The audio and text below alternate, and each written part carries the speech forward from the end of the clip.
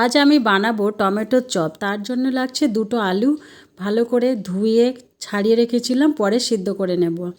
তারপরে লাগছে দুটো টমেটো মাঝখান থেকে কেটে রেখেছিলাম। স্টাফিংয়ের জন্য লাগছে পেঁয়াজ কাটা কুচো কুচো করে একদম, ধনেপাতা আর একটু কাঁচা লঙ্কা কাটা আর একটু রসুন গ্রেট করে রেখেছিলাম। রসুনটা কিন্তু বেটে রাখিনি, জাস্ট গ্রেট করে রেখেছিলাম। তারপর আলুটা আমরা সিদ্ধ করে নিয়ে হাত দিয়ে ম্যাশ করে নিয়েছি। আর ম্যাশ করে দেখুন ঠিক এরকম লাগছে। তারপর কড়া বসিয়ে দিলাম, কড়া গরম হয়ে গেছে। তারপরে আমরা দিয়ে দিলাম পেঁয়াজ কুচানোটা। পেঁয়াজ কুচানোটা একটু লাল লাল করে ভাজতে হবে। লাল লাল করে ভাজার পরে আমরা দেব লঙ্কা কুচানো। তারপর আমরা সব মশলাগুলো অ্যাড করতে থাকবো। প্রথমে দিয়ে দিলাম গ্রেট করা রসুনটা। রসুনের একটা গন্ধ থাকে, সেই জন্য একটু ভেজে নিলাম যাতে কাঁচা গন্ধটা চলে যায়। তারপরে আমরা অন্য মশলাগুলো দিতে থাকব। প্রথমে দিলাম একটু লবণ। লবণ আপনারা আপনাদের স্বাদ মতো দেবেন। তারপরে দিয়ে নাড়তে থাকলাম। দেখুন এইভাবে নাড়তে হবে। তারপরে দিলাম একটু হলুদ গুঁড়ো। হলুদ গুঁড়ো দিয়ে একটু নাড়তে হবে। দেখুন এইভাবে নেড়ে নিলাম, কি সুন্দর একটা কালার এসছে। যারা বেশি ঝাল খাবেন তারা আবার ঝালের গুঁড়ো একটু দিতে পারেন। তারপরে আমরা ম্যাশ করা আলুটা দিয়ে দিলাম, দিয়ে একটু নাড়াতে থাকবো। তারপর একটা ভাজা মশলা দিয়েছিলাম, জিরে গোলমরিচ শুকনো লঙ্কা আমরা একটা শুকনো খোলায় ভেজে নিয়ে বেটে রেখেছিলাম। তারপরে ম্যাশ করা আলুতে একটু ধনেপাতা দিয়ে একটু নাড়িয়ে নিলাম ভালো করে। তারপর নামিয়ে নিলাম। দেখুন ঠিক নামিয়ে এই রকম দেখতে লাগছে। তারপর আমরা একটা ব্যাটার গুলে নিলাম।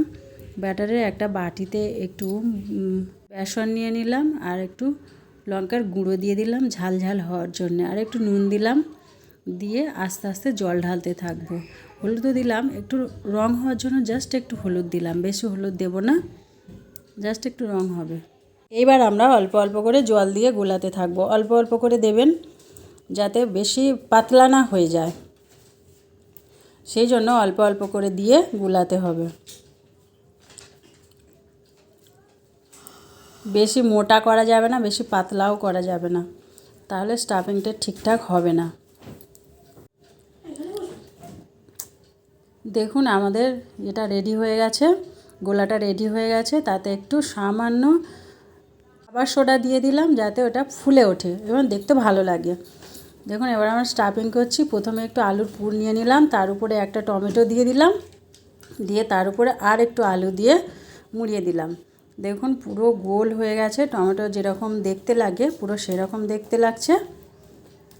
এইভাবে চেপে চেপে পুরোটা ফিল করে দেবেন। দেখতেও যেমন সুন্দর, খেতেও তেমন সুন্দর। বিকালে স্ন্যাক্সে এটা জমে যাবে। আপনারা একবার করে খেয়ে দেখুন, খুব ভালো লাগবে।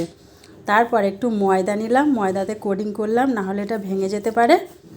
ময়দাতে কোটিং করার পরে তারপর এটা তেলেতে দিয়ে ভাজতে হবে। ব্যাস, আমাদের টমেটোর চপ রেডি। ময়দাতে কোটিং করলাম সবগুলো করে, আমরা তেলেতে একটা একটা করে ভাজতে থাকবো। সবগুলো একসঙ্গে দিলে ফেটে যেতে পারে বা ভেঙে যেতে পারে, তাই একটা একটা করে দিয়ে ভাজতে থাকবো। তেল আমাদের গরম হয়ে গেছে, আমরা একটা দিয়ে দিলাম, দিয়ে উল্টে পাল্টে ভেজে নেব। দেখুন আমাদের টমেটোর চপ রেডি হয়ে গেছে এবং সার্ভ হয়ে গেছে। একটু টমেটো, একটু সসও দিতে পারেন। টমেটো সহযোগে খেলে খুব সুন্দর লাগবে খেতে। আপনারা বিকালে এটা একবার করে খেয়ে দেখতে পারেন। আর ভালো লাগলে অবশ্যই একটু কমেন্ট করবেন।